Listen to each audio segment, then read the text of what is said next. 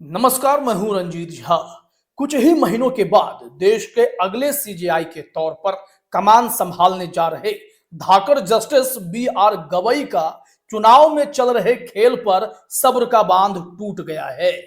लिहाजा उन्होंने जिस तरीके के तेवर आज सुप्रीम कोर्ट में दिखाए हैं, उससे यह साफ हो गया है कि जल्द ही वो सीजेआई बनने तक या सीजेआई बनने के बाद कोई ऐसा बड़ा फैसला लेंगे जिससे चुनाव में चल रहे बड़े खेल पर ब्रेक लग सकता है। अब आप सोचेंगे कि वो खेल है क्या? जरा इसे देखिए। इसे कहते हैं फ्री बीज रेसिपी, जिसके सहारे तमाम पार्टियां इन दिनों चुनाव जीतने के जुगत में लगी हैं और महिलाओं के खाते में सीधे पैसा भेजकर या फिर अलग अलग योजनाओं के जरिए घोषित तौर पर वोट अपने पक्ष में कराने के लिए सरकारी फंड का पैसा उन्हें देने का जो काम कर रही है, उसके खिलाफ जस्टिस बी.आर. गवई के सब्र का बांध टूटा है। ऐसे में उन्होंने जो तेवर दिखाए हैं, उसकी झलकियां आप यहां सीधे देख सकते हैं कि कैसे एक रिपोर्ट आई है कि during the hearing of a PIL seeking shelter for the homeless, वहां जो कहा जा रहा है कि urban homeless in Delhi, supreme court जज justice B R. Gavai deprecated today the distribution of freebies ahead of elections। उन्होंने कहा है कि हम पैरासाइट्स तैयार कर रहे हैं क्या देश में? जिस तरीके से ये फ्री बीज के नाम पर वोट हासिल करने का जो खेल शुरू हुआ है, यह कहीं से भी सही नहीं है। इसको लेकर तमाम आलोचनाएं होती रही हैं। शुरुआत में अरविंद केजरीवाल को या फिर अलग अलग पार्टियों को रेवड़िया कल्चर बताकर मोदी जी और तमाम भाजपाई उन्हें बार बार तंज कसते थे, चुटकी लेते थे, लेकिन बीजेपी भी इसी रंग में रंग कर कई जगह चुनाव जीती है। फिर आप इस चुनाव के कड़ियों को अगर समझेंगे तो सीधे तौर पर देखिए मध्य प्रदेश कैसे जीता गया और फिर महाराष्ट्र में जीत कैसे मिली है, दिल्ली में किस वादे के साथ बीजेपी आई है, वो सब आप जानते हैं। और ऑपोजिशन भी कुछ इसी प्रक्रिया में आगे बढ़ती है, चाहे बिजली बिल माफ कर देना हो या फिर कोई और प्रक्रिया क्यों ना हो। लेकिन झारखंड में भी हेमंत सोरेन उसी खाते में पैसा देकर चुनाव जीतने वाले सिस्टम के लाभार्थी हैं। अब जस्टिस बी.आर. गवई तो इस मामले पर बोल ही रहे हैं। उन्होंने क्या कहा है डिटेल में अभी हम आपको दिखाते भी हैं, समझाते भी हैं। लेकिन आज ही एक केस दिल्ली हाईकोर्ट में था जिस पर हमने एक लाइव शो में पूरी चर्चा भी की कि दिल्ली हाईकोर्ट के ही रिटायर्ड जस्टिस SN धिंगड़ा गए थे कि यह भ्रष्ट आचरण होता है, तमाम पार्टी जो खाते में पैसा भेज रही हैं, सरकारी खजाने का दुरुपयोग करने का खेल शुरू हुआ है, यह भ्रष्ट आचरण है, इस पर रोक लगाएं और उन सब पर कार्रवाई करें। और ऐसे में चुनाव में इस तरीके की गतिविधि पर बैन हो, इसको लेकर वो आगे बढ़े थे। लेकिन हाईकोर्ट ने कहा कि आप सुप्रीम कोर्ट जाइए। अब आते हैं सुप्रीम कोर्ट में। दरअसल इस मामले पर जब जस्टिस गवई कहते हैं तो आगे क्या कहते हैं? उन्होंने कहा है and remarked that it would be better if the homeless are sought to be integrated into mainstream society so that they can contribute to the nation। इनका साफ कहना है कि अगर आपको उन अर्बन होमलेस को घर देना ही है, अगर फ्री में उन्हें सब कुछ देना है या पैसा ही देना है, तो इसका तरीका बदलिए। आप इन लोगों को राष्ट्र निर्माण में लगाइए, उन्हें कुछ काम दीजिए, वो कंट्रीब्यूट करेंगे, तभी जाकर आगे वो आप जब कुछ उन्हें देंगे तो उसका एक फल दिखाई पड़ेगा। अन्यथा ये पैरासाइट बन जाएंगे और ये काम करने के बजाय मुफ्तखोरी के आदी हो जाएंगे, शिकार हो जाएंगे। अब यहां देखिए लाइव लॉ की एक रिपोर्ट भी है, इनकी ही है।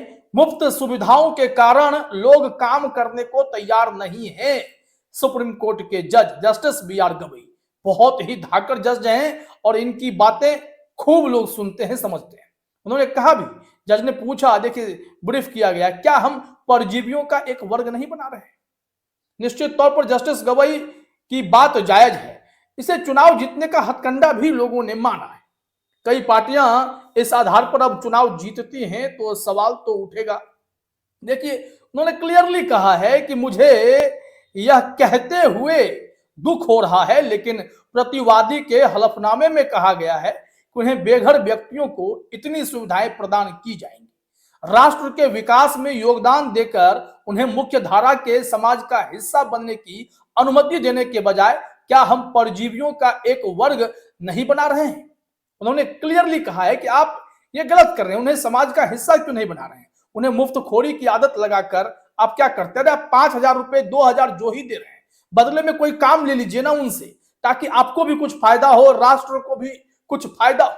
खजाने खाली करके बैठे बिठाए एक तरीके से आप क्या कर रहे हैं? पैसा बांटकर क्या मैसेज देना चाहते हैं?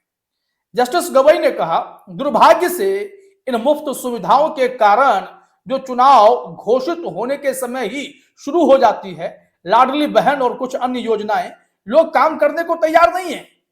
उन्हें बिना कोई काम किए मुफ्त राशन राशि मिल रही है। मैं आपको अपने निजी अनुभव से बता रहा हूं, इन मुफ्त सुविधाओं के कारण कुछ राज्य मुफ्त राशन देते हैं, इसलिए लोग काम नहीं करना चाहते।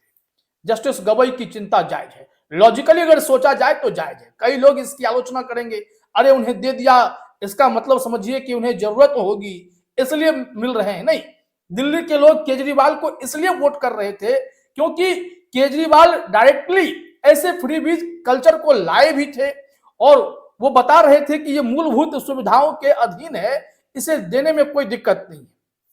शिक्षा और स्वास्थ्य का हर कोई पक्षधर है, लेकिन बिजली बिल, अब पानी बिल, एक टैक्स सिस्टम है देश में, अगर आप उसका दे रहे हैं मुफ्त में, एक लिमिट तक दे रहे हैं, अब हर किसी ने उसे अपनाना शुरू किया, क्या सरकार को वाकई में इसका फायदा मिल रहा है? क्या उनके खजाने पर असर नहीं पड़ रहा है? फिर भी इसके अलावा सीधे सीधे खाता में पैसा भेजने का वादा कर देना, महिलाएं हैं तो 2,500 हम देंगे, कोई 3,000 देगा, कोई 2,000 देगा, कोई 1,000 देगा, तो यह सिस्टम क्या होगा? क्या आने वाले समय में जो बिहार विधानसभा के चुनाव होंगे उससे पहले जस्टिस BR गवई जब चीफ जस्टिस की भूमिका में होंगे तो क्या वो ऐसे कृत्य पर सीधे बैन लगाएंगे? उनके पास बहुत पावर होंगे जब चीफ जस्टिस ऑफ इंडिया के तौर पर वो सामने आएंगे। यहां देखिए, इसी रिपोर्ट में आगे कहा भी जा रहा है कि यहां जब अधिवक्ता प्रशांत भूषण याचिकाकर्ता की ओर से इस टिप्पणी पर प्रतिक्रिया देते हुए कहा कि देश में ऐसा कोई नहीं है जो काम नहीं करना चाहता, अगर उसके पास कुछ काम है तो। न्यायाधीश ने यह कहते हुए इस दलील को खारिज कर दिया कि आपको केवल एक ही पक्ष का ज्ञान होना चाहिए। अपने निजी अनुभव को याद करते हुए न्यायाधीश ने कहा, मैं एक कृषि परिवार से आता हूं। महाराष्ट्र में चुनाव से ठीक पहले घोषित मुफ्त सुविधाओं के कारण किसानों को मजदूर नहीं मिल रहे हैं, हर किसी को घर पर मुफ्त सुविधाएं मिल रही हैं। तो फिर इसका मतलब क्या हुआ कि एक पैटर्न देश में चरमरा रहा है। इस वजह से जस्टिस गवई ने अपने अनुभव साझा किए हैं। उन्होंने कहा कि एक मौके पर जो प्रशांत भूषण ने मौजूदा आश्रय गृहों की खस्ता हालत का मुद्दा उठाया, समझाने की कोशिश की कि कुछ बेघर लोग आश्रय गृहों में जाने के लिए क्यों इच्छुक नहीं है। इस पर भी जस्टिस गवई ने जवाब देते हुए कहा, एक आश्रय गृह जो रहने लायक नहीं है और सड़क पर सोना, इनमें से क्या ज्यादा बेहतर है? बहुत अच्छे से उन्होंने समझाने की कोशिश की। अब जो जस्टिस गवई आगे कह रहे हैं यह भी समझिए। न्यायमूर्ति गवई ने कहा कि मुफ्त में चीजें उपलब्ध कराने से लोगों को कोई काम ना करने की आदत हो जाती है, लेकिन उन्होंने यह भी माना कि आश्रय का अधिकार अब एक मौलिक अधिकार है और जनहित याचिका में उठाए गए मुद्दे से निपटना होगा। लेकिन क्या इस स्थिति से निपटने का बेहतर तरीका यह होगा कि बेघर लोगों को मुख्यधारा के समाज का हिस्सा बनाया जाए और उन्हें राष्ट्र के विकास में योगदान करने की अनुमति दी जाए? जस्टिस BR गवई ने पूछा है। अब ऐसे में आप सब इस खबर को जानते हैं कि जिस तरीके से यहाँ मुफ्त की रेवड़ियां बांटने का खेल शुरू हुआ है, फ्रीबीज कल्चर शुरू हुआ है, इस पर सवाल लगातार बना हुआ है। यहाँ देखिए, कहा गया था कि सुप्रीम कोर्ट चुनाव से पहले राजनीतिक दलों द्वारा किए जाने वाले मुफ्त उपहारों के वादों पर अंकुश लगाने की मांग करने वाली याचिकाओं के एक और सेट पर विचार कर रही है। 2 जजों की बेंच ने कुछ मुद्दे तय किए थे 22 में, अब इसे बड़ी बेंच को सौंप दिया गया है। 3 जजों की बेंच इस पर कोई निर्णय निश्चित तौर पर करने जा रही है, यह भी देखने वाली बात होगी। लेकिन जो सबसे बड़ा मसला इस वक्त बरकरार है कि क्या फ्री बीज ही देश में चुनाव का आधार बनेगा और इसे रोक कौन सकता है। पॉलिटिकल पार्टीज के लिए बड़ा आसान है कि अभी की सरकारें घोषणा करके जाएंगी, पैसे देंगी और देश की अर्थव्यवस्था पर उसका असर पड़ेगा, लेकिन वो सरकार अगर चली गई तो दूसरी सरकार उस बोझ तले दब जाएगी और अल्टीमेटली देश की जनता ही इस मामले में भुगतेगी। ये एक सबसे बड़ी समस्या है जिस पर जस्टिस गवई ने चिंता जाहिर की है। फिलहाल इस वीडियो में इतना ही। आप तमाम साथियों का हमसे जुड़ने के लिए बहुत बहुत धन्यवाद।